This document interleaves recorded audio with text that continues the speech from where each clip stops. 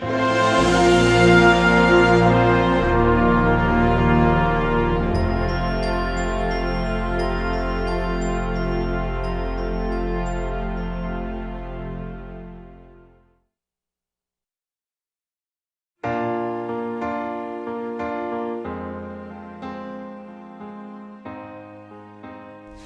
a business person, the thing that drew me to Jim was his thoughtfulness.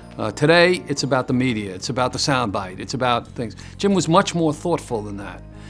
He basically said at the time that we're going to pay our bills when they come due. What an unusual thing. We're not going to put them off to future generations. He was not one of those kinds of guys who would kick the can down the road. He took the heat, and in taking the heat, paid a dear price for it in losing in his re-election bid for governor. But in hindsight, I think people would look back and say, this was a guy that did the right thing. You know, one of the things he reminded me of the old Mark Twain quote, which is, he said, you know, always do right. Some people will be gratified and quite a large number of people will be astonished. That is a lot of the way I think about Jim Florio, because he had a clear focus on what he wanted to do. He moved people on the substance, and he found the issues that people cared about, and he partnered with them.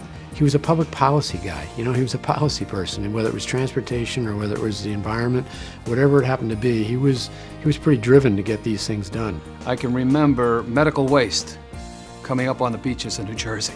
You take a look at those beaches today, and I think, you know, New Jersey residents have Jim Florio to thank that the beaches were kept clean, and as a result, we had real economic benefit. There was a whole world of research that opened up with the Superfund law, because at the time that it was passed, believe it or not many people knew a whole lot about what's known as fate in transport, it's called, which is what happens to some chemical as it goes into the ground. And all the associated activities with how you clean that up were in its infancy before the passage of the Superfund law, and that law drove a lot of the research into that arena. His perspective on research and development was that, like many other areas of the New Jersey economy, that's one of the jewels, if you will, that we have, and you needed to do the things to preserve that and enhance it.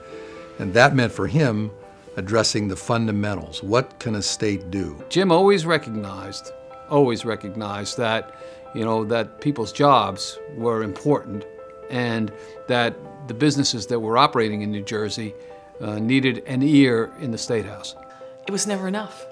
He always wanted us to be doing more because he knew there was more to be done.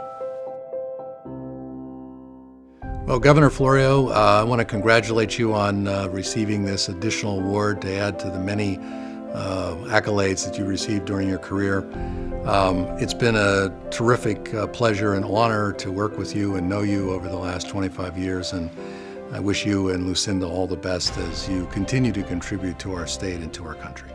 I have come to have enormous respect for, appreciation for, and enjoyed the friendship of Jim, and my own life has been enriched by having that relationship. The impact that you've had on our state, I think, is profound, and I think it was absolutely the right direction that you led us in back all those years ago.